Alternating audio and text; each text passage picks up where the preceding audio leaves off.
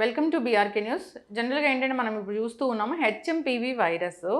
ఇది ఓల్డ్ వైరసే కానీ ఇప్పుడు చైనాలో అవుట్ బ్రేక్ అని చెప్తూ ఉన్నారు. అయితే ఇండియాలో కూడా 5-6 కేసులు వచ్చాయని చెప్తున్నారు. అసలు ఏంటి హెచ్ఎంపీవీ వైరస్, ఎలా సోకుతుంది, దీని లక్షణాలు ఏంటి, రాకుండా జాగ్రత్తలు ఏంటి, వస్తే ట్రీట్మెంట్ ఏంటి, వివరాలు తెలుసుకుందాం. ఈరోజు మనతో పాటు ఉన్నారు ప్రముఖ పల్మనాలజిస్ట్ డాక్టర్ అపూర్వ గారు ఫ్రమ్ మెడికవర్ హాస్పిటల్స్ మాదాపూర్.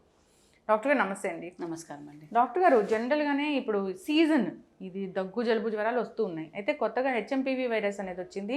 5-6 పేషెంట్లు కూడా ఇండియాలో ఉన్నారని చెప్తున్నారు.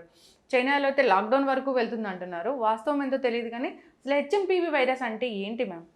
సో వెరీ నైస్ క్వశ్చన్ అండి. So HMPV is actually full form is human metapneumo virus అని ఫుల్ ఫామ్.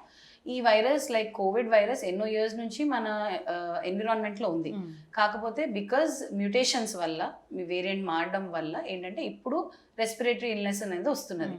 అది కూడా ఏంటంటే చిన్న పిల్లల్లో వస్తున్నది అనమాట. చిన్న వయసు వాళ్ళల్లో, ఇమ్యూనిటీ తక్కువ ఉన్న వాళ్ళల్లో వస్తున్నది.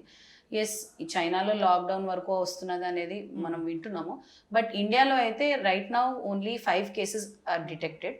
అది కూడా ఏంటంటే mild respiratory illness, so broncho pneumonia లాగా ప్రెజెంట్ అవుతున్నది.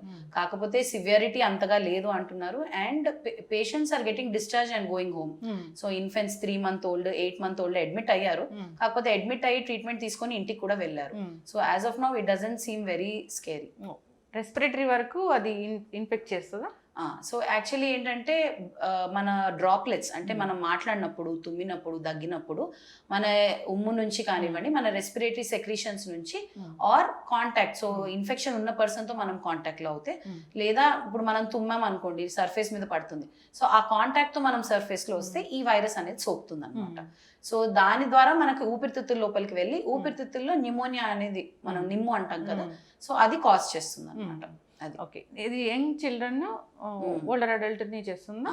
సో యూజువల్లీ ఏంటంటే ఎనీ వైరస్, ఈ హెచ్ఎంపీవీఏ కాదు, మనం స్వైన్ ఫ్లూ తీసుకోండి, కోవిడ్ తీసుకోండి, సో మామూలుగా ఏంటంటే ఊపిరితిత్తుల కెపాసిటీ తక్కువ ఉన్న వాళ్ళు, చిన్న పిల్లలు, వృద్ధ వయసు వాళ్ళు, అలాగే ఇమ్యూనిటీ బాడీ సహనశక్తి తక్కువగా ఉన్న వాళ్ళు, ఎలా అంటే మనకి ఇప్పుడు క్యాన్సర్ పేషెంట్స్ ఉంటారు, హెచ్ఐవి పేషెంట్స్ ఉంటారు, కిడ్నీ డిసీజ్ పేషెంట్స్ ఉంటారు, హార్ట్ పేషెంట్స్, వీళ్ళందరికీ ఇమ్యూనిటీ తక్కువగా ఉంటుంది. ఎస్పెషల్లీ ఈ ఏజ్ గ్రూప్ అంతా వృద్ధ వయసు వాళ్ళు ఎక్కువగా ఉంటారు.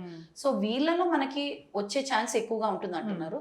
కాకపోతే ఇండియాలో ఫర్ నౌ అయితే ఇన్ఫెంట్స్లో, చిన్న పిల్లల్లోనే మనం ఈ కేసెస్ అనేవి చూస్తున్నాం. ఓకే. అయితే ఇది వచ్చినా కానీ తగ్గిపోయే వైరసే, బాగా హాస్పిటలైజ్ అవ్వాల్సిన పని లేదు. సో ఇన్ సర్టన్ కేసెస్ బాగా విపరీతంగా ఇన్ఫెక్షన్ ఉండి న్యూమోనియా వరకు వస్తే హాస్పిటలైజ్ అవ్వాల్సిన అవసరం ఉంది. కాకపోతే ఇది కామన్ కోల్డ్ అంటే జలుబు, దగ్గు, గొంతు నొప్పి, జ్వరము, సో నార్మల్ కామన్ ఫ్లూ లాగానే సిమ్టమ్స్ ఉన్నాయి. కాకపోతే దమ్ము, ఆయాసం వచ్చింది అనుకోండి, ఒకవేళ బాగా సివియర్ గా ఉంది, విపరీతంగా ఉందంటే అడ్మిషన్ వరకు వెళ్ళొచ్చు. కానీ కూడా అడ్మిషన్ అయినా కూడా it seems to be treatable. Okay.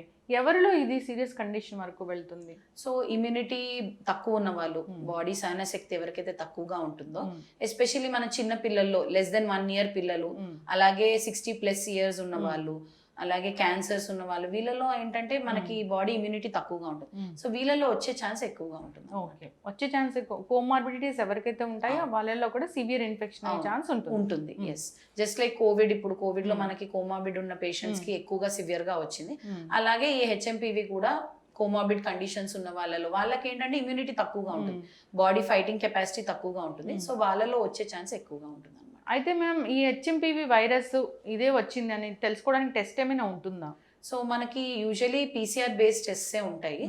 So ఇది కూడా వైరస్ కాబట్టి మనకి ఎలా అయితే కోవిడ్ లో ఆర్టీపీసీఆర్ చేసాము, so HMPV is RNA virus. So దానికి కూడా మనకి పీసీఆర్ బేస్డ్ టెస్టే ఉంటుంది, దాని ద్వారానే మనం కనుక్కోవచ్చు. ఓకే. అంటే ఎవరైనా ఈ దగ్గు జలుబు జ్వరాలతో అడ్మిట్ అవుతే ఖచ్చితంగా హెచ్ఎంపీవీ వైరస్ టెస్ట్ అనేది చేస్తారా మన దగ్గర? సో ఇప్పుడు ఏంటంటే యాక్చువల్లీ ఈ చిన్న పిల్లల్లో ఆర్ఎస్వి అనే ఒక వైరస్ ఉంది, respiratory syncytial virus. It's very common virus. పెద్దవాళ్ళలో ఎలా అయితే ఇన్ఫ్లుయెన్జా ఉందో అలా చిన్న పిల్లల్లో ఆర్ఎస్వి అనమాట. సో ఇప్పుడు యాక్చువల్లీ ఆర్ఎస్వి సీజన్ నడుస్తున్నది. సో కామన్ గా మనం టెస్ట్ చేసే వాటిలో ఆర్ఎస్వి ఒకటి. కాకపోతే ఇప్పుడు హెచ్ఎంపీవీ అవుట్ బ్రేక్ అయ్యింది కాబట్టి మన కేసెస్ కూడా డిటెక్ట్ అవుతున్నాయి కాబట్టి, సో నౌ ఇప్పుడు పేషెంట్స్ కి కూడా మనం we have to do the testing, especially at least చిన్న పిల్లల్లో అయితే టెస్టింగ్ చేస్తున్నారు. ఓకే.